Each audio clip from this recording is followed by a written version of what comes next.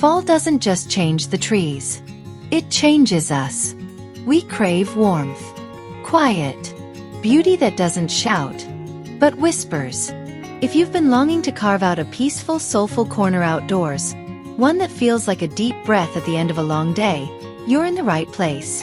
Today, we're exploring how to weave rustic furniture, vintage charm, and autumn's golden glow into even the smallest outdoor space. This isn't about trends. It's about tenderness. About creating a garden that holds you as much as you hold it.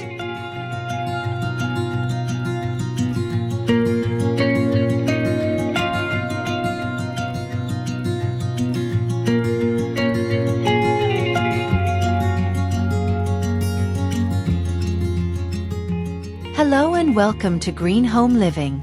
Here, we share the best tips and inspiration for beautiful home and garden designs. Don't forget to hit the subscribe button and turn on notifications so you never miss our latest content.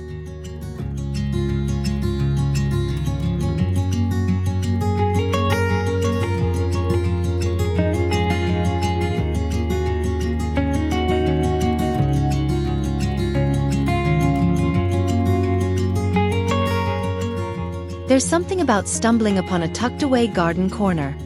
Moss creeping over a chipped bird bath, an old wooden chair half hidden under rambling roses, that makes your heart slow down. You don't need acres. Just a few square feet, a handful of soulful pieces, and the willingness to let imperfection lead. I remember finding a rusty gate at a flea market, propping it against my balcony railing, and suddenly, it wasn't a balcony anymore. It was an entrance. A story. A secret. Add a faded quilt over a bench, a stack of old gardening books, maybe a wind chime that sings in minor key. This isn't about Pinterest perfection. It's about creating a space that feels like it's been loved for decades. Even if you just put it together last Tuesday. Let the garden breathe. Let it whisper. Let it welcome you home.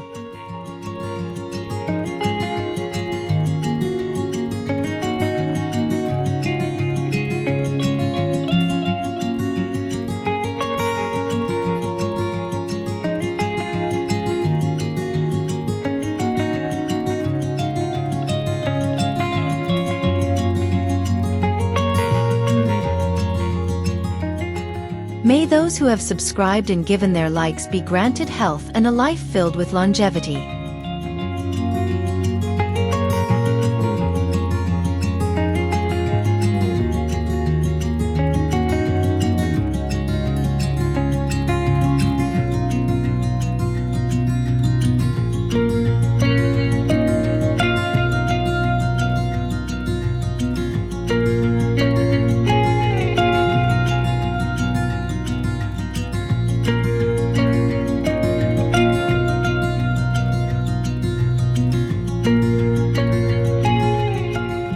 Last fall, I dragged home a busted wooden dresser from the curb. Legs wobbly, drawers stuck, paint peeling like sunburnt skin. My neighbor laughed. "What are you gonna do with that?" I didn't know yet. But 3 weekends later, it became a potting bench with hidden storage, a wine rack tucked inside one drawer, and hooks on the side for hanging trowels and twine. Rustic furniture isn't about buying the right piece. It's about seeing potential in the forgotten. Turn an old ladder into a vertical planter. Convert a shutter into a trellis. Stack milk crates, stain them walnut, and call it a side table. The magic is in the mismatch, the way a chipped enamel pitcher holds your herbs, or how a salvaged door becomes a tabletop under twinkling string lights. Imperfect is the point. Character can't be bought. It's earned, by weather, by time, by you.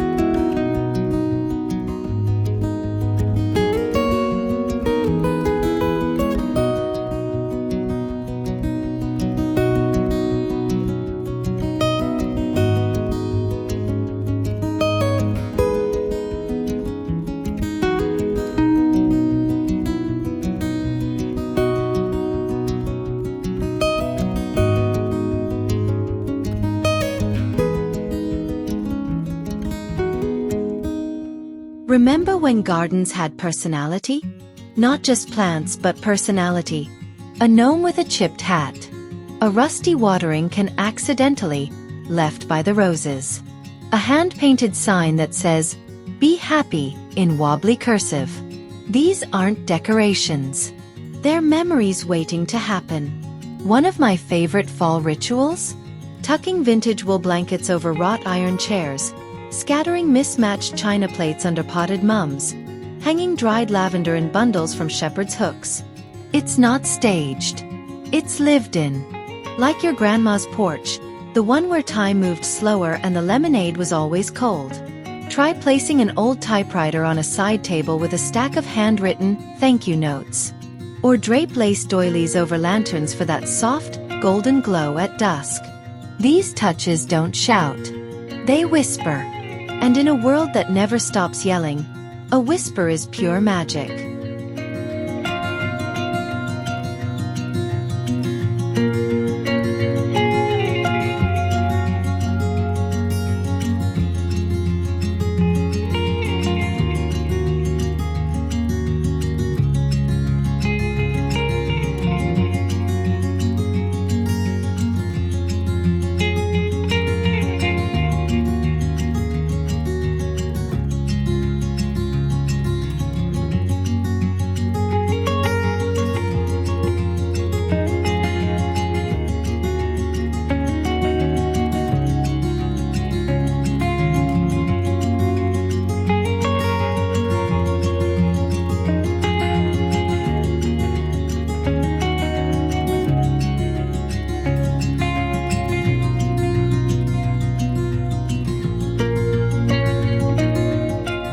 I once transformed a 4-by-6-foot fire escape into the coziest fall nook in the neighborhood.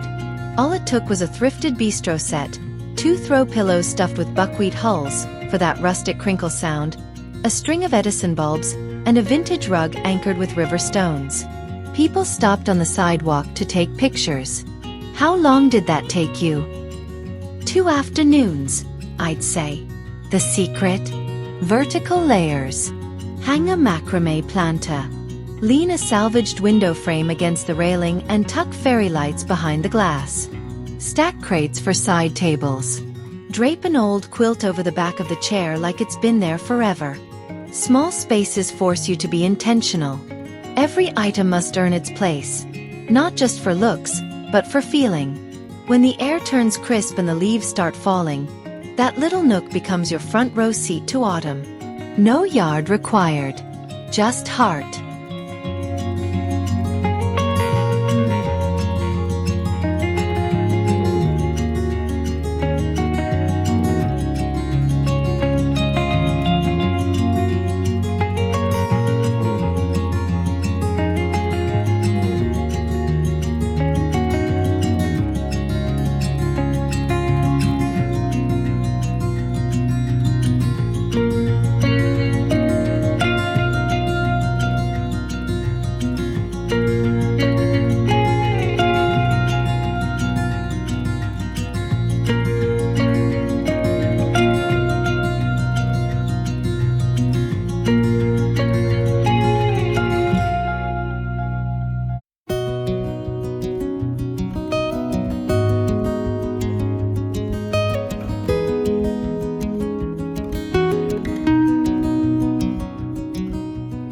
Clutter is chaos.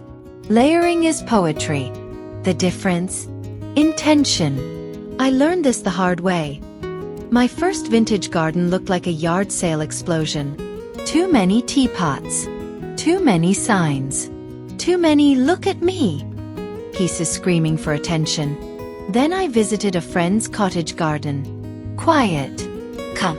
Every object had breathing room. And a reason to be there. A single enamel coffee pot held dried hydrangeas.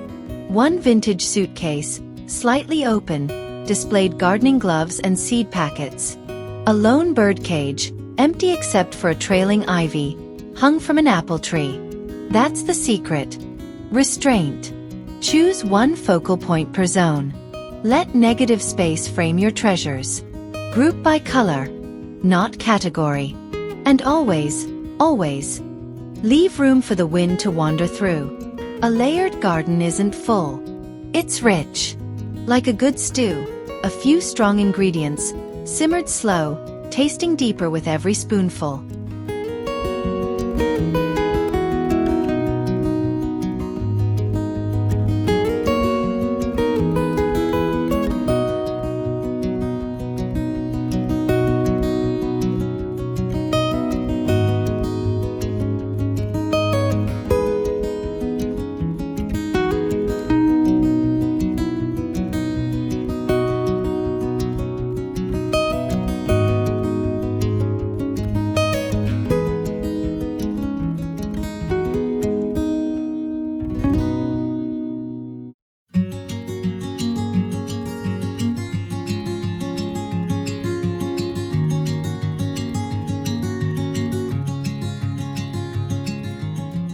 The best pieces don't come from catalogs.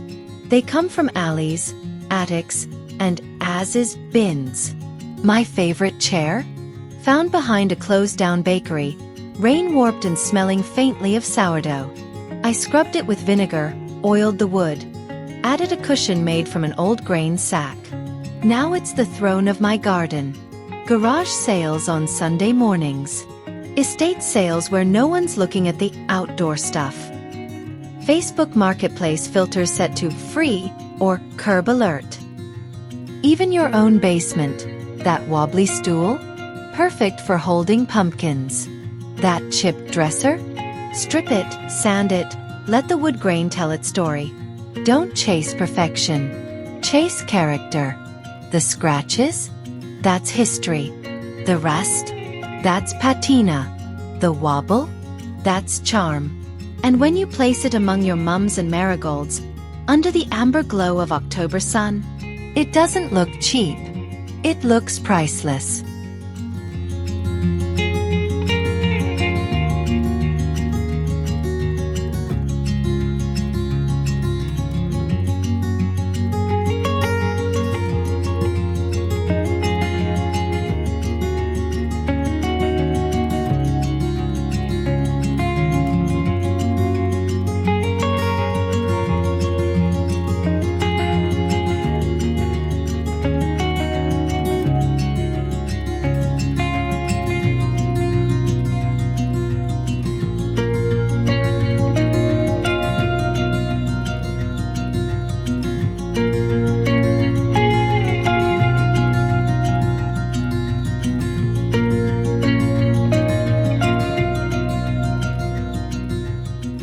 Every fall, I set up a little corner just for remembering.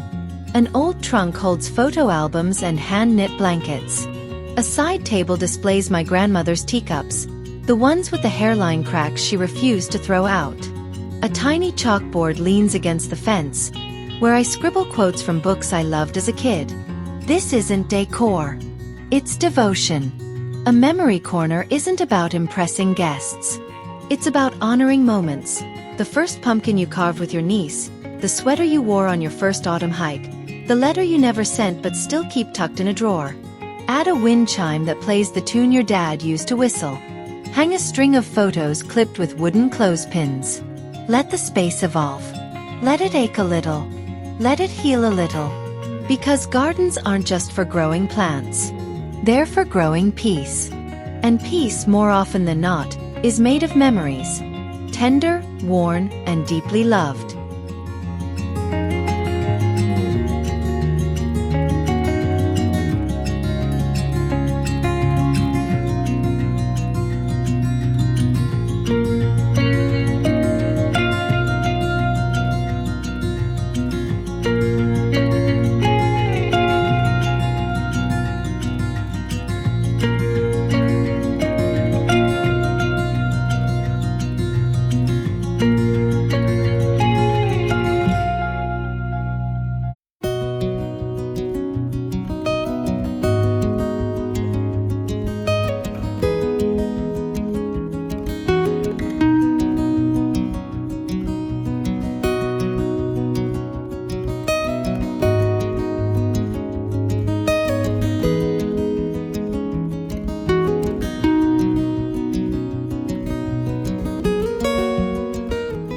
I walked into Goodwill looking for a lamp.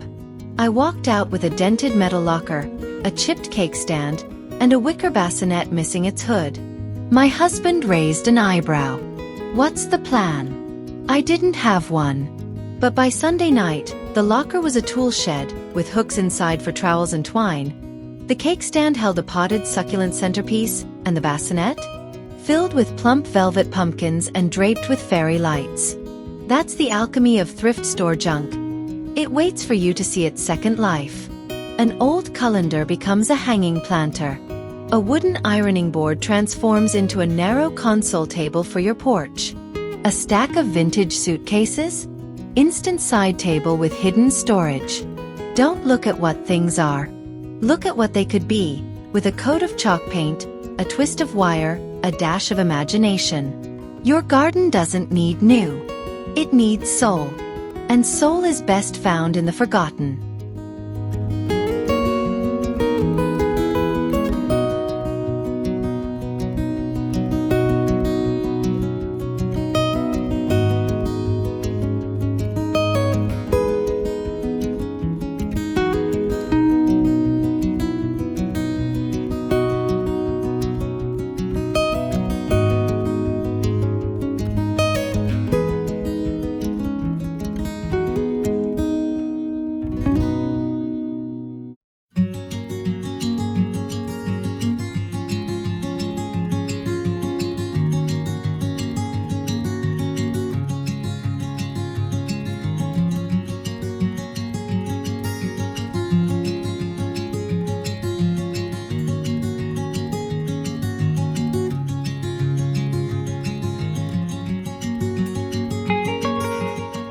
You've got the pumpkins, the mums, the plaid blanket, but something's still off. Here's what's missing: texture, scent, and sound. Texture, that's the nubby wool throw, the rough-hewn stump side table, the velvet cushion that begs to be touched. Scent, not just cinnamon candles, though yes, those too, but real living fragrance. Rosemary brushed by the breeze, dried lavender tucked in baskets, wood smoke clinging to your sweater after dusk. And sound, the clink of wind chimes made from silverware, the crunch of gravel underfoot, the whisper of dried grasses swaying. I once added nothing but a wool rug, a bundle of eucalyptus hung from a hook, and a bamboo wind spinner, and suddenly, my patio felt like a scene from a storybook. Gardens aren't just seen. They're felt. They're breathed. They're heard. Add those three, and your space doesn't just look cozy. It becomes it.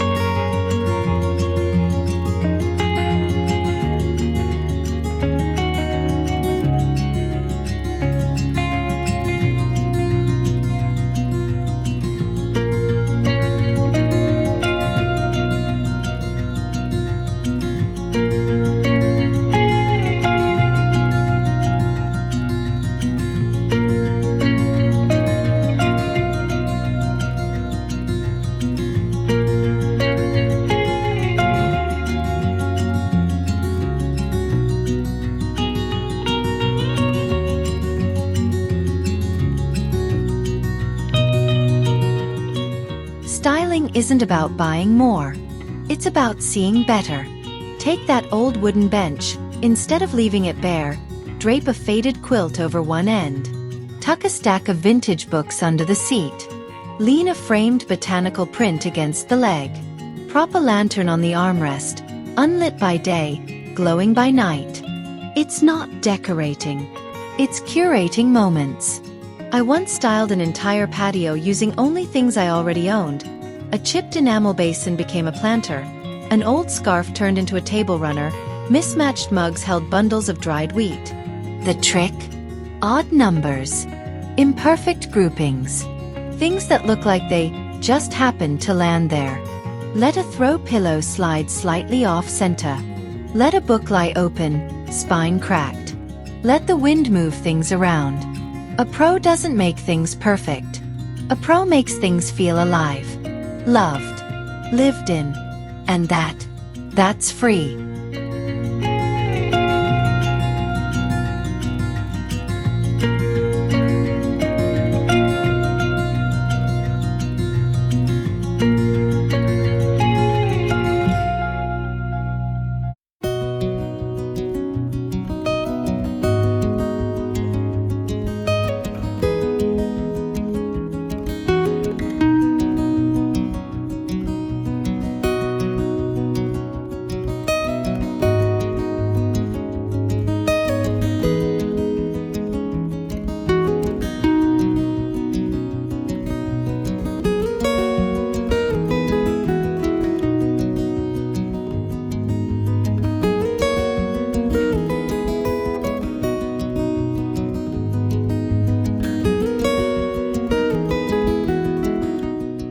There's a reason we gather as the sun dips, because magic lives in the twilight.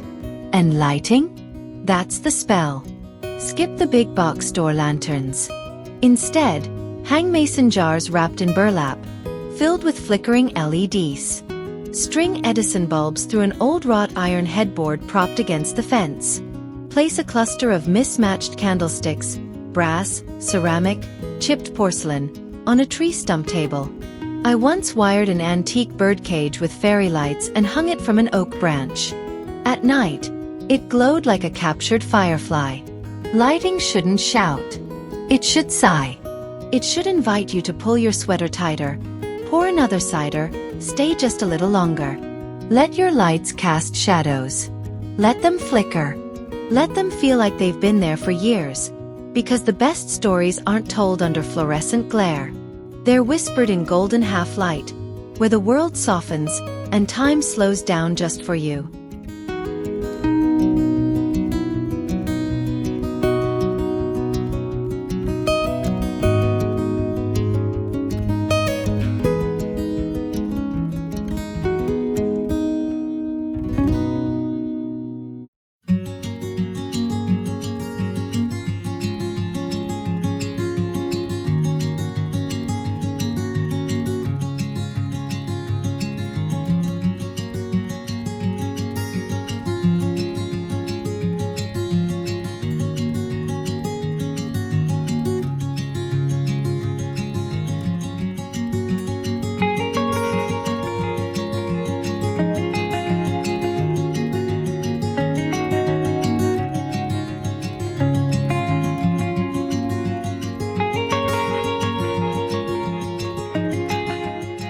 Whimsy isn't childish. It's courageous. It's the decision to let joy lead, even especially when life feels heavy. So this fall, bring back the charm. Hang a tiny swing from a low branch. Not for sitting, just for swaying. Tuck a ceramic frog under a hosta, peeking out like he's spying on you. Paint rocks to look like mushrooms and nestle them between your asters. I once wired an old rotary phone to a tree and left a note. Call for garden advice. Ring twice. Neighbors laughed. Kids loved it. And honestly, it made me smile every time I passed it. Whimsy says, not everything needs a purpose. Not everything needs to match. Not everything needs to make sense. Let your garden giggle. Let it wink. Let it surprise you. Because in a world that demands productivity, whimsy is rebellion. Gentle, quiet, and wildly necessary.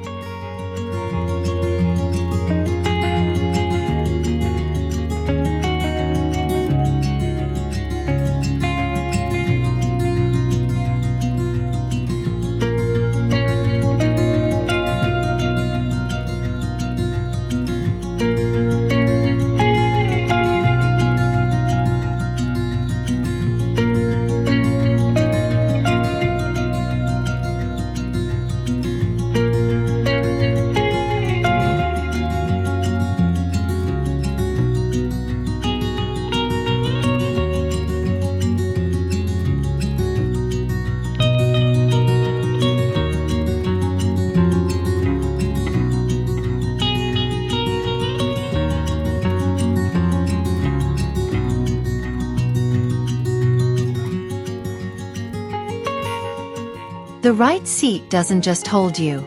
It hugs you. I found an old church pew at a demolition sale. Narrow, creaky, painted a faded sage green. I dragged it under my maple tree, added fat linen cushions stuffed with kapok, and draped a hand-knit afghan over the back. Now, it's the most popular spot in the yard. People sink into it like it's been waiting for them. Other favorites: a tree stump sanded smooth and topped with a sheepskin. A wrought iron bistro set with mismatched velvet seats. Even a repurposed wooden ladder, laid flat on cinder blocks and piled with floor pillows. The key: comfort that feels accidental. Like it wasn't styled, it was stumbled upon. Add a side table made from an old crate. Keep a basket nearby with blankets and a thermos of spiced cider.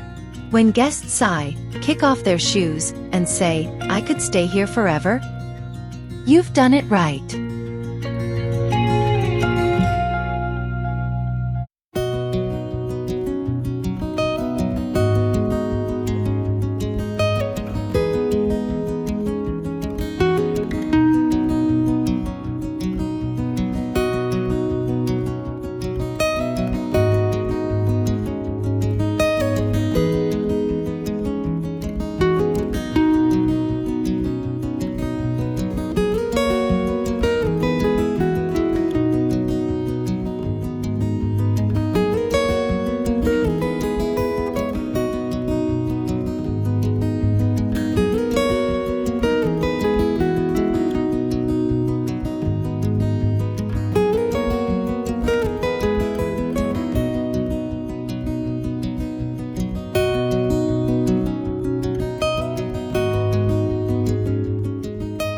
It doesn't have to be long, just intentional.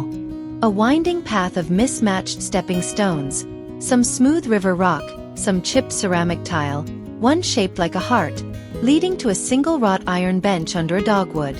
I laid mine using broken plates from my wedding china, gravel from my childhood driveway, and a tiny brass plaque that says, "Breathe." People follow it slowly. They notice things. A ladybug on a leaf. The way the light hits the moss between stones. The faint scent of rosemary brushing their ankles. Paths aren't about getting somewhere. They're about arriving inside yourself. Add a vintage lantern on a post halfway down. Tuck a handwritten poem in a glass bottle near the end. Let ivy creep over the edges. A small path doesn't take up space. It gives it meaning. And sometimes, the shortest walks lead to the deepest stillness.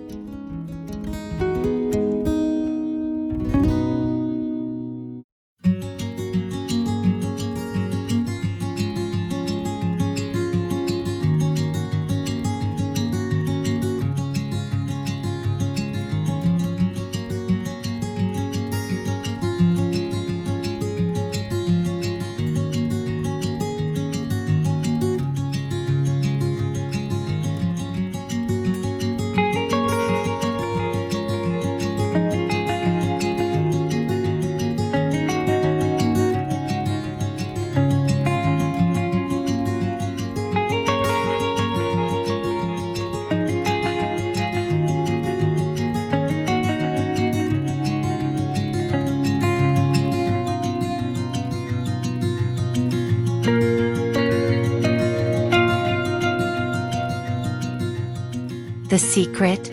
Let one lead, and the other whisper. I have a sleek black metal bistro set. Modern, minimalist, sharp lines. But then I drape it with a chunky knit throw the color of burnt caramel. I place a concrete planter, modern, beside a chipped terracotta pot, rustic. I hang a geometric lantern above a table made from a salvaged barn door. It's not clash. It's conversation. Modern brings clarity. Rustic brings soul. Together? Magic. Don't force balance. Let contrast breathe. A smooth stone bench beside a wildflower patch. A glossy black tray holding hand-thrown ceramic mugs. A steel fire pit circled by mismatched vintage chairs. The trick is to anchor with texture. Wool, wood, iron, linen, so nothing feels sterile or stiff. Your space shouldn't look like a showroom. It should feel like a life. Layered, loved, and gloriously imperfect.